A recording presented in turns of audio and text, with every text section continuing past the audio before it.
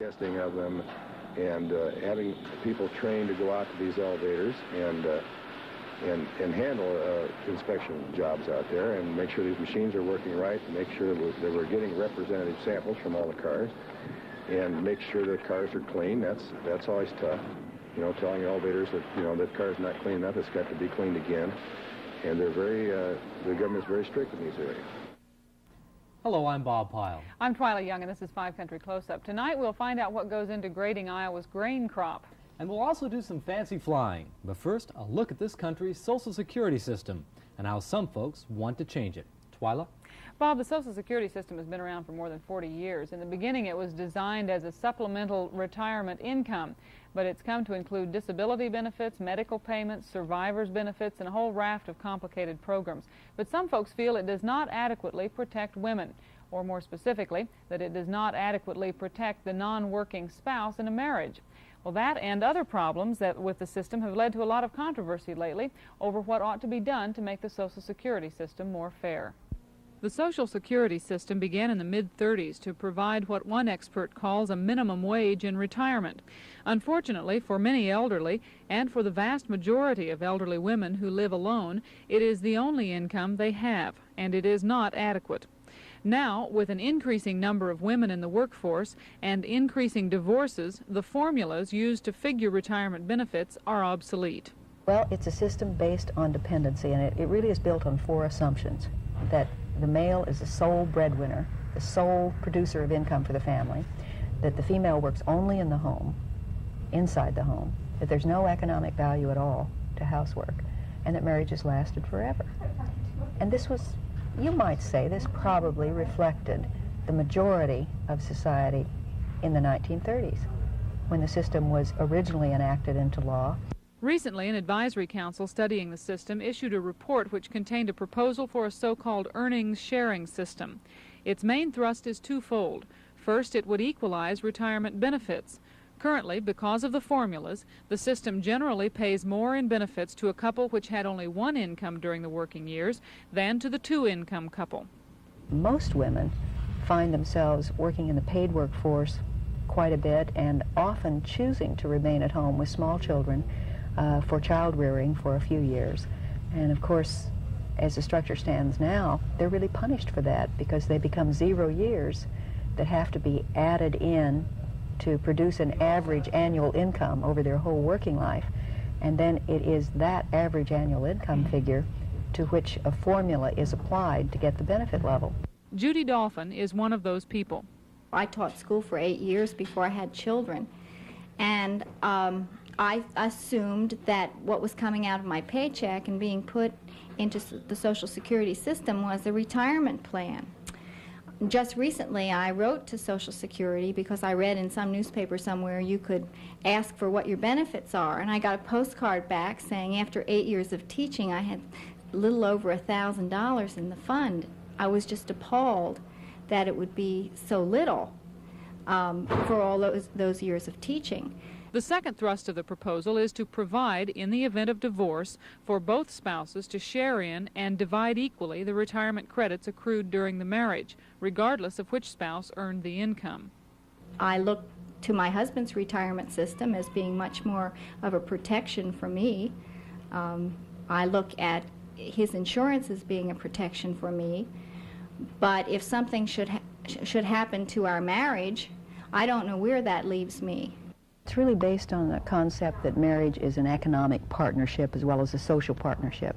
And it just says that for 2 people who are married, the decision about the production of income ought to be theirs. If one person can produce all the income and the other person remains at home and works inside the home, they ought to have the right to do that. If 2 work to produce income, that's their decision and their need.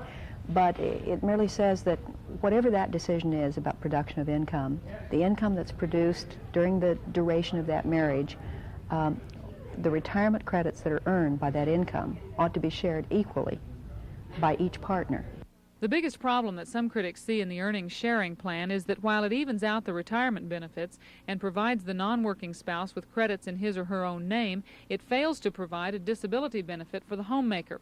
For instance, what if Judy Dolphin were to become disabled? Well, I imagine that would be very difficult for my family. If I were completely disabled, or so that I couldn't do anything around the home, it would certainly add to Warren's responsibility enormously. I don't think that he's protected at all in terms of the loss of my ability to do things. Keyes says that in the best of all possible worlds, it would be nice to include a homemaker disability benefit in the system if it were being revamped anyway. But in practical terms, someone would have to pay for all those benefits, and she doubts that the payroll taxes of the workforce could support such an increase in benefits. But Keyes believes that the system can and must be changed radically in the near future. So as bad as Social Security is in terms of a perfect reflection and response to women, reflecting their contribution of work, it is the best around today. It's important that we change it quickly because it does represent this bedrock income security that does respond to most people. It has always taken the lead. It must again take the lead now. Twyla, what are the chances of some of the changes you're talking about coming about in the next year or so? Well, actually, they're pretty slim, Bob. As you know, it takes a lot of time to make the kind of revisions that would completely revamp the system. But a lot of people feel that some important changes and maybe even a major overhaul of the system is a reasonable goal in the next few years. Well, you've been doing some high flying lately, haven't you? Well, you heard, haven't you? When people think of balloon contests, usually the balloon races in Indianola come to mind. But there's another balloon contest that is held here in Iowa that not too many people are aware of. It's the All-Iowa Balloon Races held each Memorial Day weekend in Fort Dodge. Dawn at Kennedy Park in Fort Dodge. This hazy morning we find some unusual activity. The dew on the grass is disturbed by a group of balloonists. Iowa balloonists preparing for the 7th annual Iowa Balloon Championship. Well, it was 7 years ago, and Don Kirsten, a pioneer balloonist from Fort Dodge, invited the Iowa balloonists, and there were about 6 or 7 of them at the time, to Fort Dodge just to fly for fun. And that was the first annual event. The following year, the Frontier Days started. The Frontier Days people asked the balloonists to put their show on again. They liked it the year before, and so that was then the second annual event. We had about 18 or 19 balloons, and it's grown every year. This year's contest brought a great response. 55 balloonists entered, all in hopes of becoming Iowa's top balloonists for 1980. They really enjoy coming. It's a chance to meet all the new balloonists and get reacquainted with the old balloonists. And then we're all here. We have our Iowa Pilots Association meeting here every year. It's just it's a fun outing. The contest lasts 3 days. It starts early Saturday morning, Memorial Day weekend, and runs through Monday, Memorial Day. There are 2 contests, the Convergent Navigational Task Flight, better known as CNT, and the Hound and Hare contest. Normally, the champion is picked from the results of 6 flights, flown in the early morning and at dusk. But the wind was too gusty in the evenings and early Monday morning. So to the disappointment of all involved, the balloons only got to go up twice. We were fortunate to be there during one of the flights, Saturday morning. My pilot was Robert Grimes, a professional balloonist from Albuquerque, New Mexico. He was brought in to fly the Hare balloon. I was told he was a good pilot, and I hope so, because it was my first time up in a hot air balloon.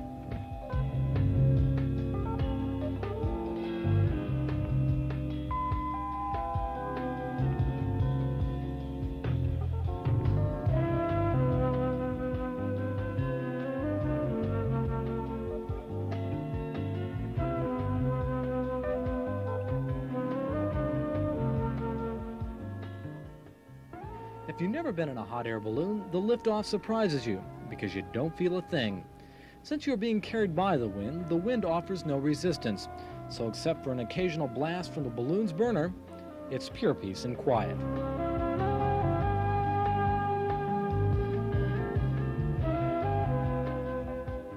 The beauty of it, the quietness, the countryside, the beauty of the balloons, the colorfulness, it's just great, you know. Love it.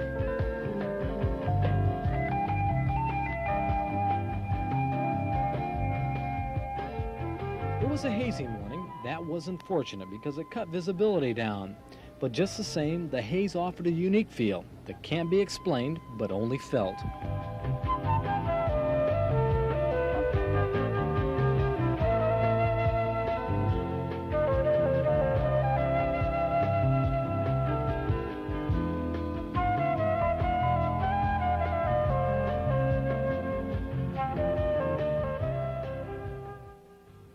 Now that the last balloon's off the ground, we were supposed to wait 20 minutes or wait until the last balloon is launched. And I believe that's happened, so we can start playing games and see if we can outfox those people.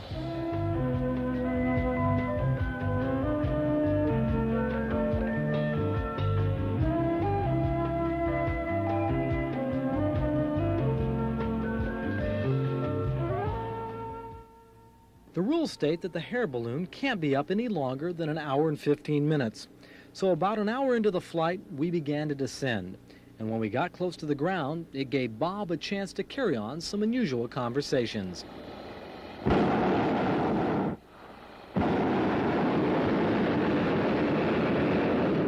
Easy, horse. Whoa. Whoa, it's all right. We're just people. Morning.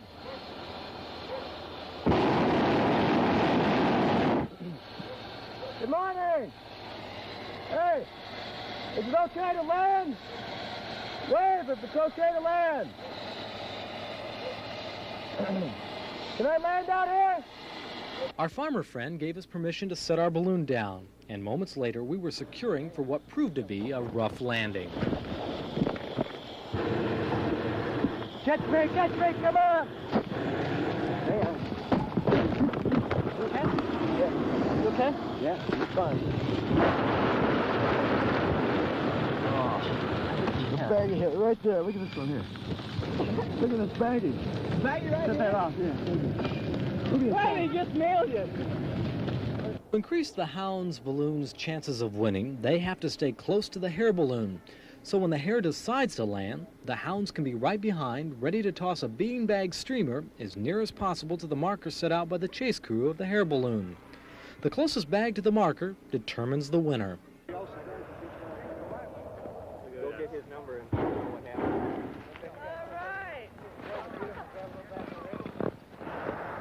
All right.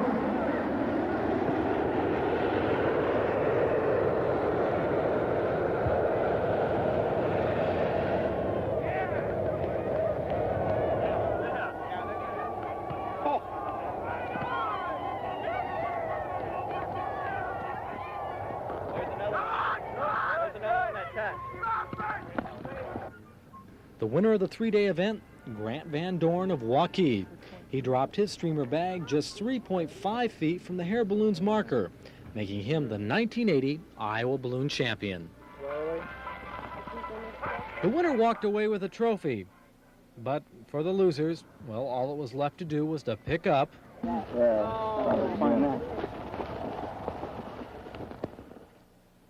swap stories. Thanks, man, we're going down right now. And I got on the CB and told, I says, we're going to land immediately. Put the CB down, and we started pulling the top out and just went. And then you went right on by me, I think, at that stage.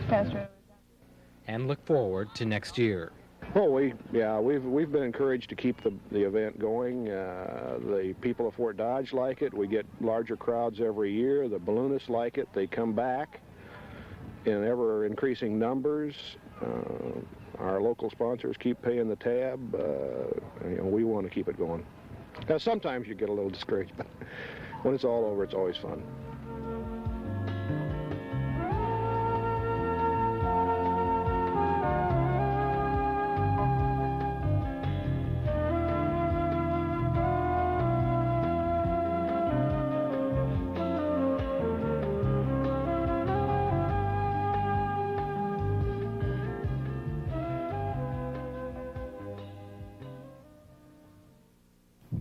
Well, that sure looks like fun. Looks like you had kind of a rough landing. Well, Twyla, it looked rough from inside the gondolet, but my chase crew, the chase crew of the balloon, and my pilot told me we had a relatively smooth landing. Except for when I hit Bob in the head with my film camera during landing, there were no injuries. I want to apologize to Bob. I guess that's the risk you take when you're flying with a TV film crew. Coming up next, a look at an important step in figuring out how much money Iowa farmers will be getting for their crops.